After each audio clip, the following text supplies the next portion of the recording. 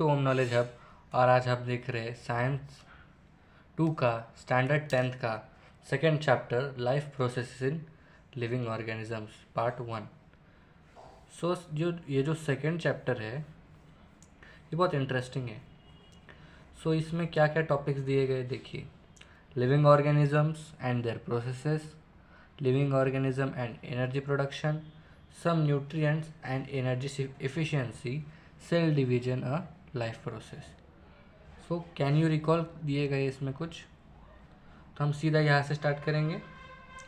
Live organism, living organism and life processes. Various organ systems are continuously performing their functions in human body. जो बहुत सारे organs और उनके systems हमारे body में कंटिन्यूसली कुछ फंक्शंस परफॉर्म करते रहते हैं, along with the various systems like digestive, respiratory, circulatory, excretory and control systems. किसके साथ? ये डाइजेस्टिव सिस्टम जो होता है, respiratory system, circulatory system, excretory system और कंट्रोल सिस्टम के साथ काम करता है। Different external and internal organs, जो एक्सटर्नल मतलब बाहर से दिखने वाले ऑर्गन्स जो और इंटरनल है जो बॉडी के अंदर होते हैं, वो organs their functions independently but through a complete coordination. मतलब ये इंडिपेंडेंटली होता है लेकिन कोऑर्डिनेशन में होता है, सब साथ में परफॉर्म करते हैं। This overall system is in action in more और less same way in all organisms. जो ओवरऑल सिस्टम एक्शन है ये कम या ज़्यादा सेम वे में होता है ऑर्गेनिजम्स में। Those are in needed of continuous source of energy for this purpose. मतलब हमें हमेशा कंटिन्यूस एनर्जी चाहिए इसके लिए, इस सबको परफॉर्म करने के लिए।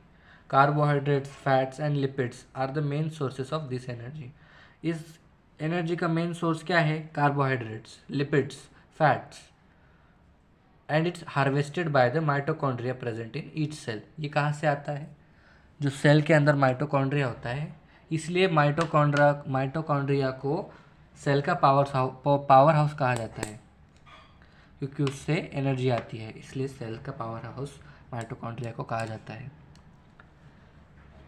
It is not like that only food stuff is sufficient for energy production but oxygen is also necessary. मतलब ये कहा नहीं जा सकता कि जो खाना होता है वही सफिशिएंट होता है एनर्जी के लिए, एनर्जी प्रोडक्शन के लिए, ऑक्सीजन भी नेसेसरी है।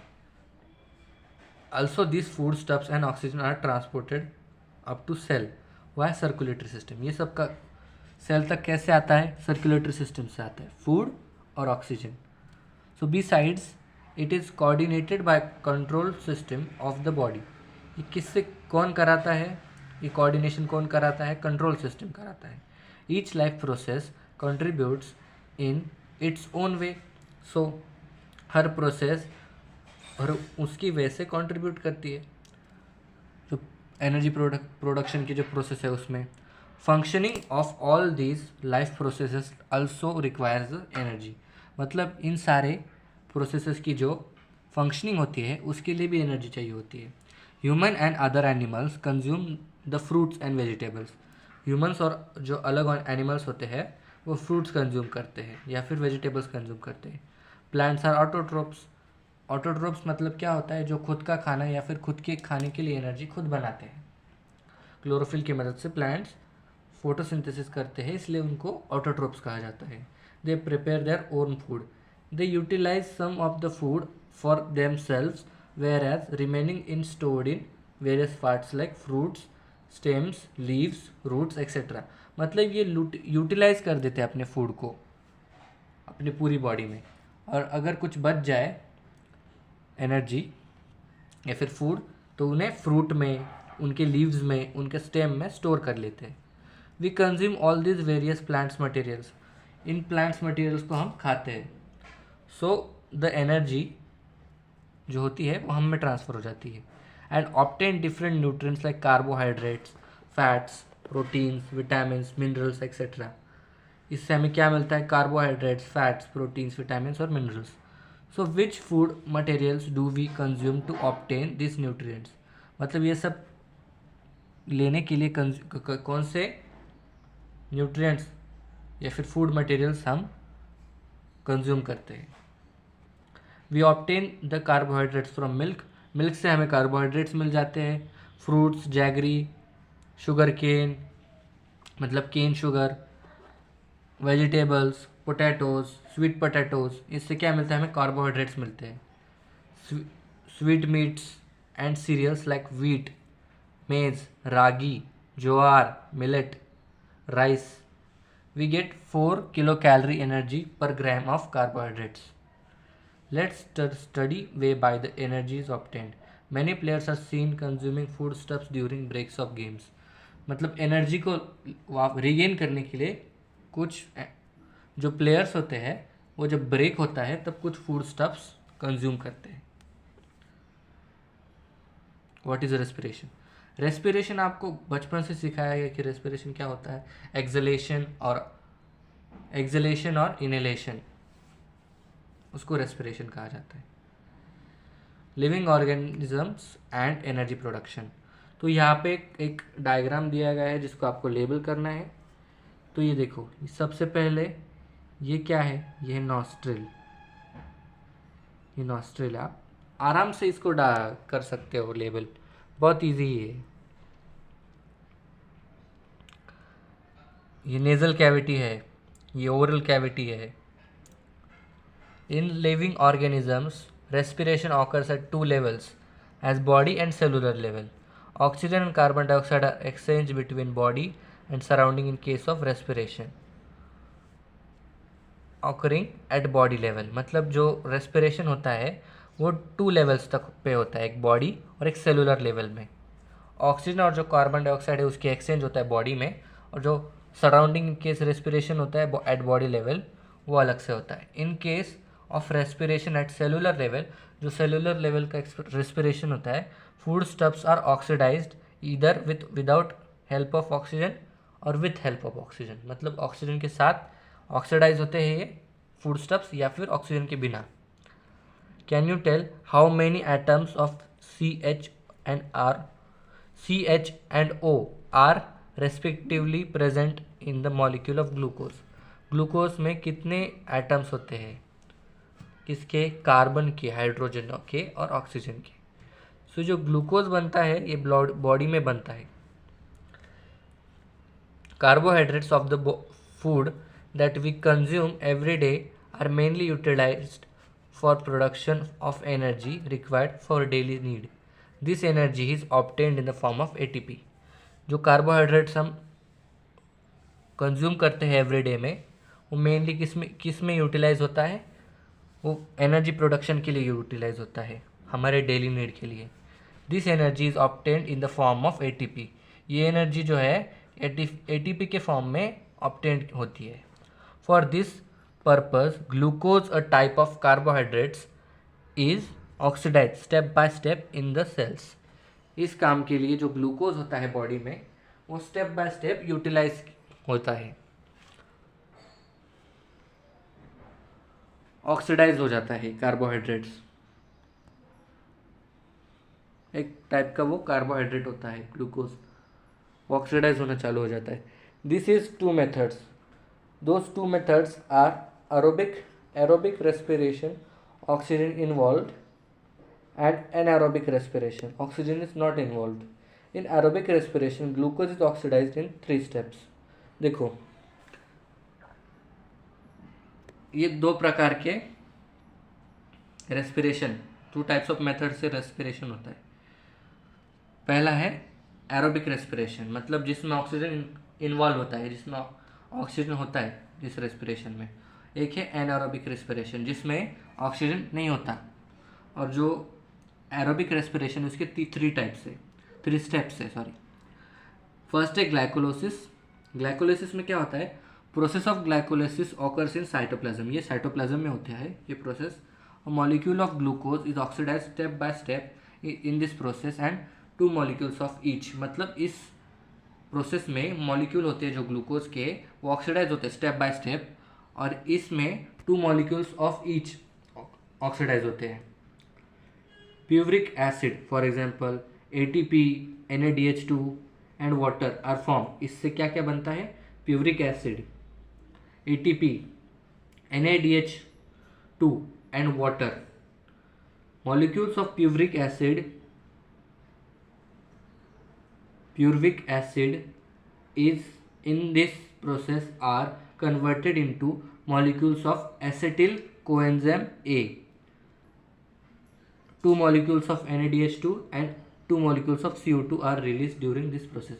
मतलब molecules of जो प्यूरिक एसिड के जो molecules है वो इस प्रोसेस में फॉर्म होते हैं और वो किस में कन्वर्ट होते हैं? एसिटिल कोएंजाइम ए में।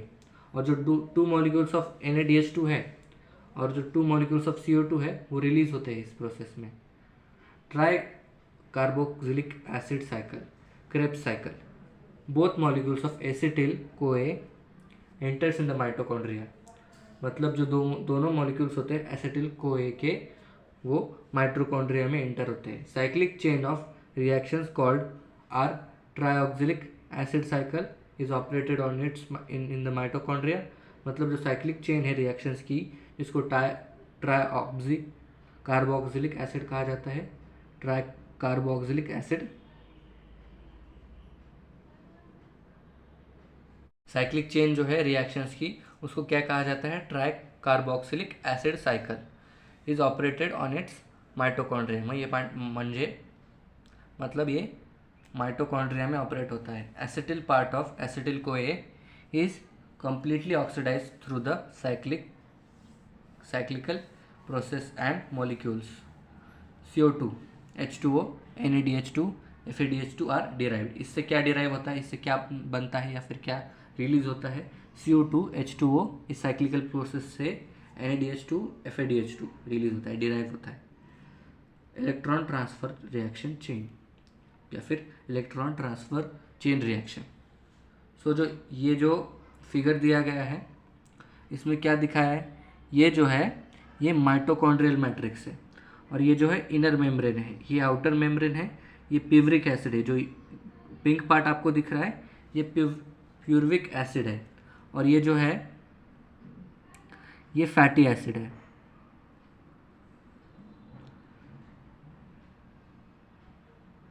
दिख रहा है आपको?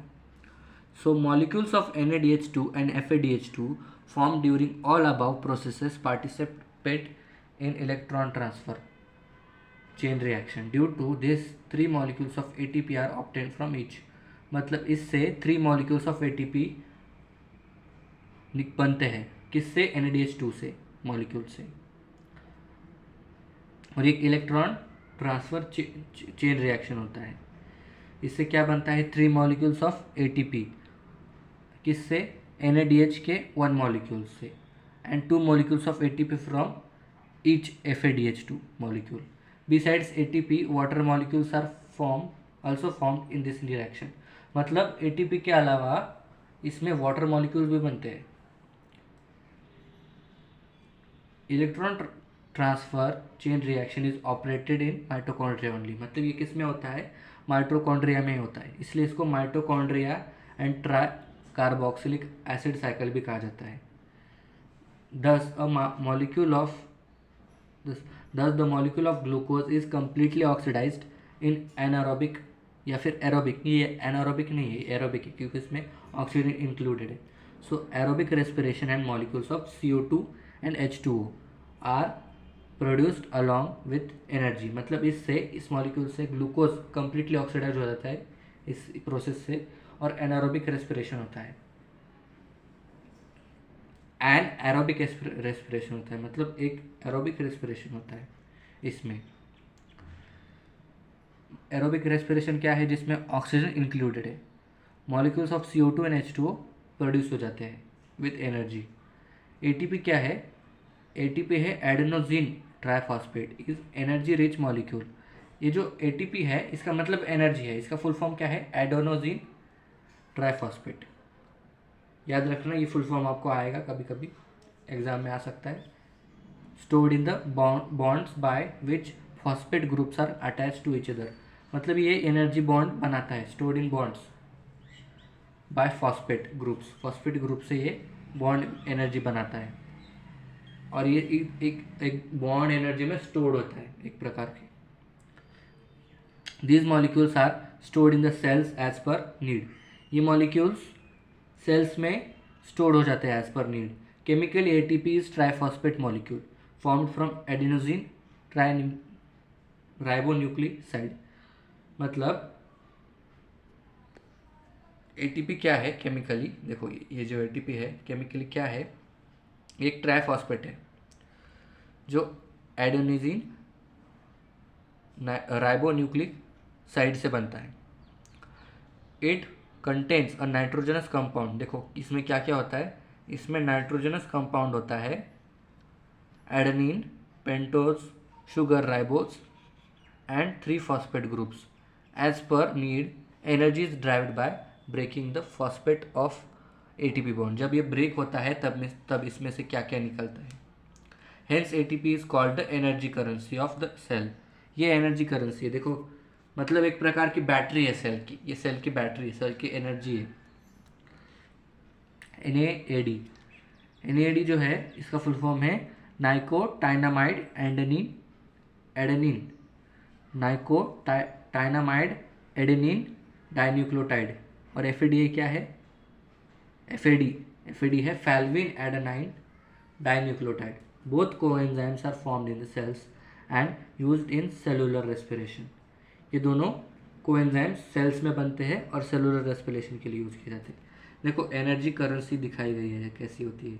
देखो ATP है, जब ये फुल चार्ज होता है तो इसको ATP कहा जाता है, जब इसकी चार्जिंग ड्रेन हो जाती है तब इसको ADP कहा जाता है, जब ये ब्रेक हो जाता है। तो इसमें एडेनिन है, राइबोज है, फॉस्फेट्स बॉन्ड्स, मोर एनर्जी है इनमें। तो जब ये ब्रेक होना शुरू हो जाता है एडेनिन और राइबोज, तब इसमें इनऑर्गेनिक फॉस्फेट आ जाता है और एनर्जी रिलीज हो जाती है। There is insufficient amount of carbohydrates in body due to exceptional condition like fasting and hunger। मतलब जब बॉडी में insufficient amount of carbohydrates होते हैं, कभी कभी जब आप हंगर में हो या फिर आप फास्ट कर रहे हो, then lipids and proteins are used for energy production। मतलब उस टाइम पे लिपिड्स और प्रोटीन्स यूज़ किए जाते हैं एनर्जी प्रोडक्शन के लिए। This in case of lipids they are converted into fatty acids. Lipids किस में कन्वर्ट होते हैं, फैटी एसिड्स में। Whereas proteins into amino acids. Protein किस में कन्वर्ट होते हैं, अमीनो एसिड्स में। ये हमेशा याद रखना कि लिपिड्स फैटी एसिड फैट्स होते हैं, लिपिड यानी फैट होता है, और जो प्रोटीन्स हैं वो अमीनो एसिड्स कन्वर्ट होते हैं। Fatty acids and amino acids are converted into acetyl CoA and energy is obtained through complete oxidation of acetyl CoA by the process of Krebs cycle in mitochondria। Krebs cycle के fatty acid जो होते हैं और amino acids होते हैं वो किस में कन्वर्ट होते हैं, एसिटिल CoA में। और जो एनर्जी है ऑब्टेन इस कंप्लीट ऑक्सीडेशन में ऑब्टेन हुई है वो किससे हुई है, क्रेब्स साइकिल से हुई है। किसमें, माइटोकॉन्ड्रिया में। देखो यहाँ पे एक इंट्रोडक्शन टू द साइंटिस्ट दिया गया है, ये है sir Hans Krebs. Process of glycolysis was discovered by 3 scientist, Gustav Embden, Otto Meyerhof and Jacob Parnas along with their colleagues।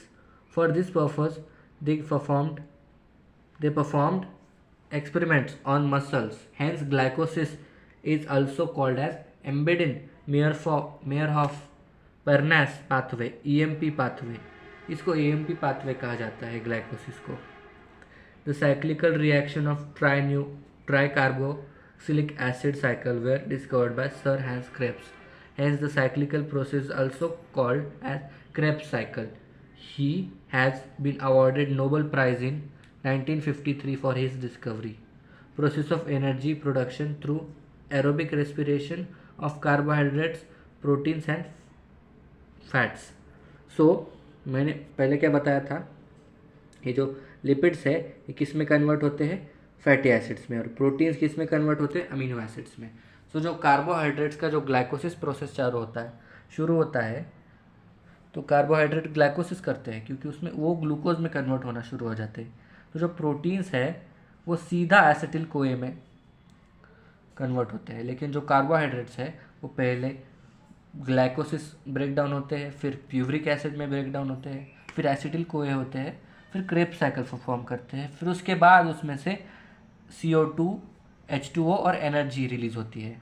लेकिन जब एनारोबिक रेस्पिरेशन होता है इन लिविंग ऑर्गेनिजम्स, तब ग्लूकोज जो होता है वो सबसे पहले ग्लाइकोसिस करता है और कभी कभी प्यूरिक एसिड बनाता है, और जो प्यूरिक एसिड है फर्मेंट होता है, और फर्मेंट होने के बाद वो अल्कोहल बनाता है। किससे? ईस्ट से।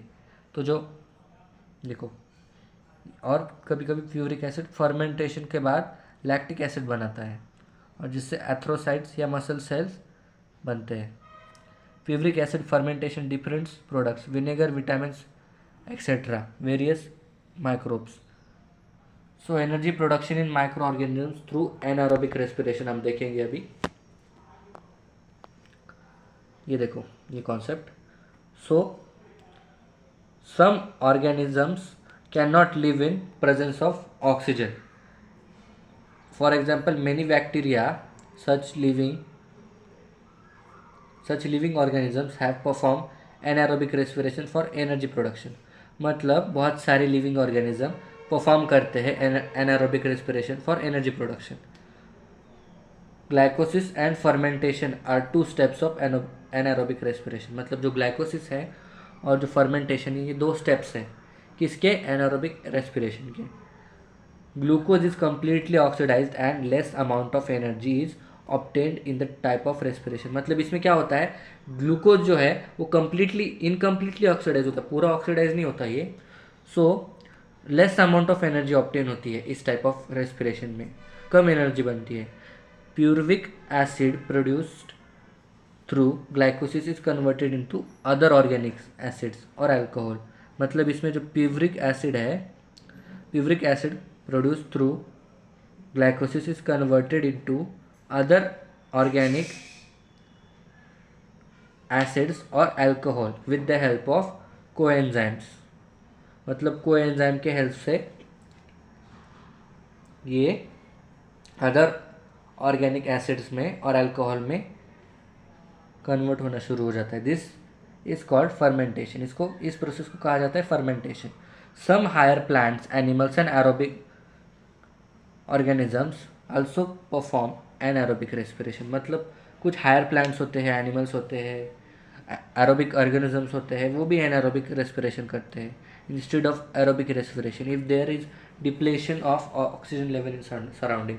मतलब अगर सराउंडिंग में ऑक्सीजन लेवल की कमी है तो उस टाइम पे जो एरोबिक रेस्पिरेशन करने के बजाय ये ऑर्गेनिजम्स एनारोबिक रेस्पिरेशन करते हैं। So, for example, seeds perform anaerobic respiration in the soil is submerged in underwater during germination। मतलब जब एक सीड एनारोबिक रेस्पिरेशन करता है, जब सॉइल में वो सबमर्ज होता है, गिर जाता है, मतलब वो उसका जर्मिनेशन चालू होता है, वो अंडर वाटर के अंदर वो एनारोबिक रेस्पिरेशन करता है। Similarly our muscle cells also perform anaerobic respiration while performing the exercise. मतलब जब हम एक्सरसाइज करते हैं तब हमारे मसल सेल्स भी एनारोबिक रेस्पिरेशन करते हैं। Due to this less amount of energy is obtained in our body and lactic acid accumulates due to which we feel tired. इससे हम टायर्ड फील करते हैं क्योंकि less amount of energy produce होती है हमारी बॉडी में, और लैक्टिक एसिड जो है वो एक्यूमुलेट होता है। तो लैक्टिक एसिड की वजह से ही हम थक जाते हैं, हमें पसीना आना शुरू हो जाता है।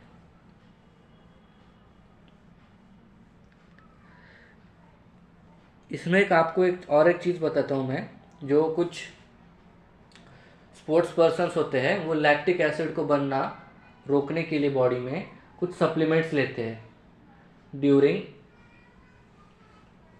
जब वो कोई मैच खेल रहे हो तब ये जो इलीगल सप्लीमेंट्स होते हैं इन पर गवर्नमेंट ने बैन लगा के रखा है, क्योंकि जब वो लैक्टिक एसिड नहीं बनता तब वो कितनी देर तक भी खेल सकते हैं, वो थकते नहीं, उनकी बॉडी जल्दी ब्रेक डाउन नहीं होती। Energy of from different food components, excess of the carbohydrates are stored in liver, मतलब एक्सेस ऑफ कार्बोहाइड्रेट्स होते हैं जो वो लीवर में स्टोर्ड होते हैं। And muscles in the form of glycogen, muscles में ग्लाइकोजन के फॉर्म में स्टोर होते हैं। What is the source of proteins, proteins का क्या सोर्स है, what are they made of, proteins किससे बने होते हैं। So proteins are the macro molecules जो formed by bonding together many amino acids, मतलब बहुत सारे अमीनो एसिड्स जब बॉन्डिंग करते हैं तब ये मैक्रो मॉलिक्यूल्स बनते हैं, उन्हें प्रोटीन्स कहा जाता है। Proteins of animal origin are called as first class proteins, मतलब जो प्रोटीन एनिमल ओरिजिन से आते हैं उन्हें फर्स्ट क्लास प्रोटीन कहा जाता है। We get 4 kilo calorie of energy per gram of proteins, मतलब 1 ग्राम ऑफ प्रोटीन से हमें कितनी कैलोरी मिलती है, 4 किलो कैलोरी मिलती है। Amino acids are obtained after digestion of protein, मतलब अमीनो एसिड्स है जो है वो जब प्रोटीन डाइजेस्ट होता है तब ऑब्टेन होते हैं, मतलब मिलते हैं। Those amino acids are absorbed in the body and transported up to each organ and cell via blood, मतलब ये जब अमीनो एसिड जब ब्रेक डाउन होते हैं तब वो जो एब्जॉर्ब्ड होते हैं किसमें, ब्लड में, बॉडी में एब्जॉर्ब होते हैं और ये ट्रांसपोर्ट किए जाते हैं हर एक ऑर्गन तक, किसके द्वारा, ब्लड के द्वारा। From this amino acids organs and sales produce various proteins necessary for themselves, मतलब इनकी मदद से, अमीनो एसिड्स की मदद से ऑर्गन्स एंड सेल्स प्रोड्यूस करते हैं वेरियस प्रोटीन्स नेसेसरी, जिन उनके लिए जो नेसेसरी होते हैं ऑर्गन्स और सेल्स के लिए, and the whole body. Those examples are given in the below diagram. देखो अमीनो एसिड्स की मदद से कौन से प्रोटीन कौन सा पार्ट बनाता है, मैं आपको बताता हूँ। देखो स्किन में बनता है मेलानिन। मेलानिन क्या होता है, जब हमारी स्किन को जो डार्क कलर मिलता है ना, जिसकी स्किन ज़्यादा वाइट है या फिर ज़्यादा फेयर है उसकी स्किन में मेलानिन की मात्रा कम है, और जिसकी स्किन में मेलानिन की मात्रा ज़्यादा है उसकी स्किन ज़्यादा डार्कर दिखती है। और जो केराटिन होता है वो हेयर्स में भी होता है और स्किन में भी होता है। केराटिन स्किन को एकदम पोरस बनाता है, जिसमें पोर्स होते हैं ना स्किन में। हाँ, सो जो ब्लड है, ब्लड कौन सा प्रोटीन बनाता है अमीनो एसिड से, वो बनाता है हीमोग्लोबिन।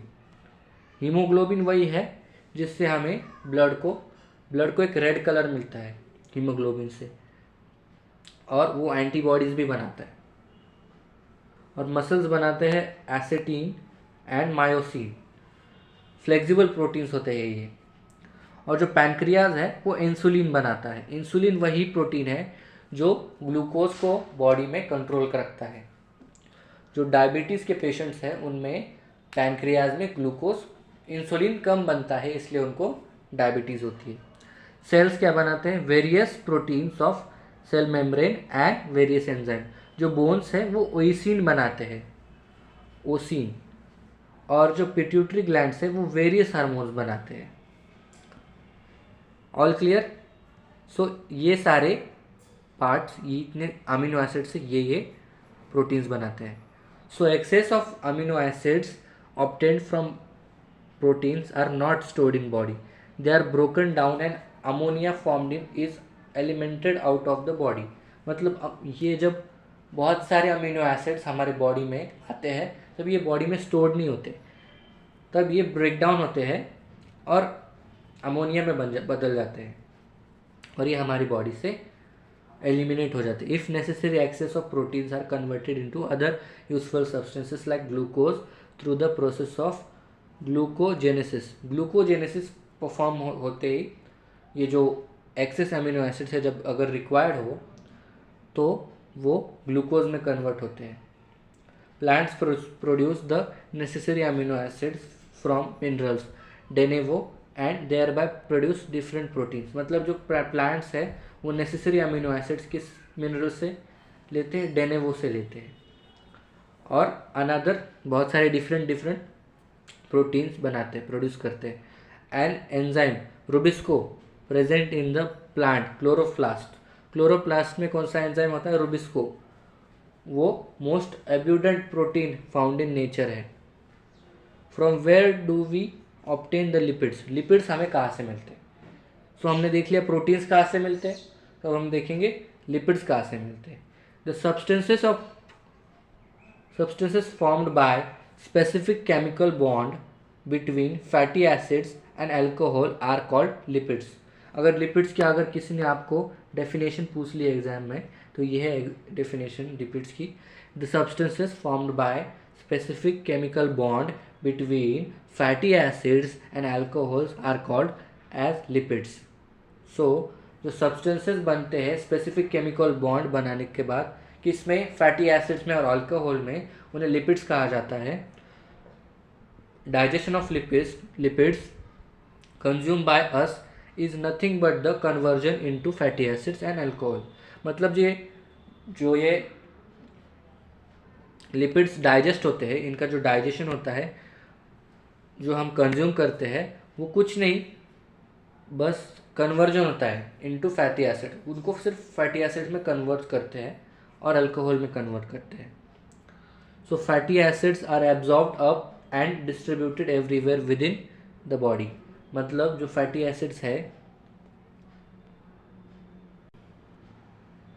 वो बॉडी में हर एब्जॉर्ब हो जाते हैं और डिस्ट्रीब्यूट हो जाते हैं हर पार्ट में। From those fatty acid different cells produce various substances necessary to thems. मतलब इन फैटी एसिड्स से बहुत सारे सेल्स उनके नेसेसरी सब्सटेंस को प्रोड्यूस करते हैं। For example the molecules called as phospholipids कहा जाता है उनको, which are essential for producing plasma membrane as formed from fatty acids. मतलब ये किसके लिए रिस्पॉन्सिबल होते हैं? प्लाज्मा मेम्ब्रेन बनाने के लिए फैटी एसिड्स से। Besides fatty acids are used for producing hormones like prostrogen, estrogen, testosterone, aldosterone et cetera. मतलब ये जो ग्रोथ हार्मोन्स है, ये देखो, ये प्रोजेस्टेरोन है, ये फीमेल हार्मोन है, एस्ट्रोजीन है, ये फीमेल हार्मोन है, टेस्टोस्टेरोन है, ये मेल हार्मोन है, एल्डोस्टेरोन है, ये ग्रोथ हार्मोन है। सो ये किससे बनते हैं? फैटी एसिड से बनते हैं। And the covering around the axon of nerve cells. जो एक्सॉन कवरिंग होती है नर्व सेल्स के अराउंड, उसमें भी लिपिड्स का रोल होता है। We get 9 kilo calorie of energy per gram of lipids. Excess of lipids are stored in the adipose connective tissue in body. मतलब जो एक्सेस लिपिड्स होते हैं वो हमारे जो एडिपोज टिश्यू होते हैं, कनेक्टिव टिश्यू, उसमें स्टोर्ड हो जाते हैं। Many times you can not eat hot food due to inflammation, ulceration in mouth. कभी कभी हमें जब खाना गर्म होता है तब उसे खा नहीं सकते हम, क्योंकि मुंह जल जाता है या फिर अल्सर हो जाता है मुंह में। So some persons experience difficulty in night vision since they are childhood और एडोलसेंस। मतलब कुछ लोग नाइट विजन, मतलब उनको रात में कुछ दिखता नहीं ज़्यादा, तो उनमें क्या होता है? उनमें होता है प्रोटीन डिफिशिएंसी। जब ये अल्सरेशन होता है तब हमें होती है विटामिन बी की कमी, और जब हमें नाइट में नहीं दिखता तब हमें होती है विटामिन ए की कमी। Vitamins are group of heterogeneous compound of which each is essential for proper operation of various processes in body. There are main 6 type of proteins. क्या क्या है? A, B, C, D, A and K.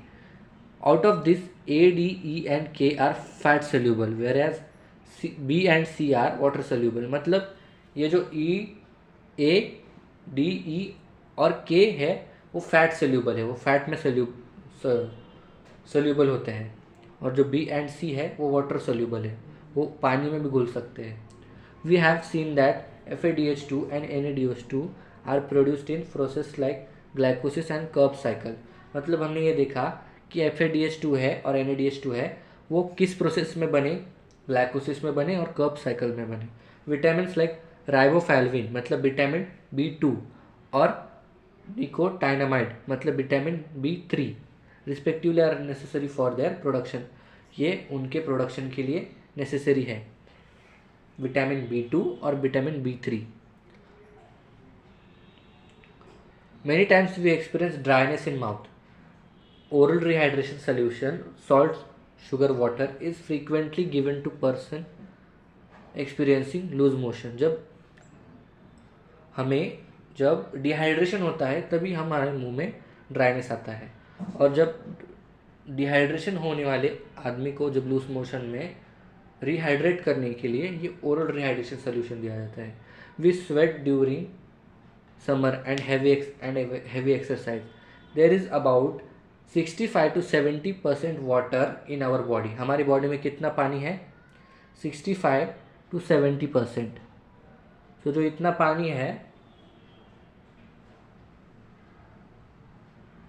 in our body, each cell contains 70% water in weight by weight। मतलब हमारी body में 65 to 70% सिर्फ पानी है, और ईच सेल में 70% तो पानी है वेट बाय वेट। सो जो ब्लड प्लाज्मा है वो also contain 90% of water. Functioning of cells and thereby whole body disturbs even if there a little loss of water from the body. मतलब अगर थोड़ा भी ब्लड बॉडी से पानी कम हो गया तो पूरे फंक्शनिंग ऑफ सेल्स डिस्टर्ब हो जाती है। वाटर इज इसेंशियल न्यूट्रिएंट होता है हमारी बॉडी के लिए। Along with all above mentioned nutrients, fibre are also essential nutrients. मतलब इनके साथ जो मेंशन किए गए न्यूट्रिएंट्स हैं उनमें फाइबर भी बहुत essential. In fact we can not digest the fibres, however they help in the digestion of other substances and egestion of undigestive substances. मतलब फाइबर को हम डाइजेस्ट नहीं कर सकते, लेकिन जो फाइबर है अदर सब्सटेंसेस को डाइजेस्ट करने में हमें फ़ायदा करता है। इसलिए अगर आपकी बॉडी में फाइबर कम होगा ना तो आपको कॉन्स्टिपेशन हो सकता है। और ये जो फाइबर है वो अदर सब्सटेंसेस के और अनडाइजेस्ट फूड के इजेशन में हेल्प करता है। We obtain fibres from leafy vegetables, fruits and serials.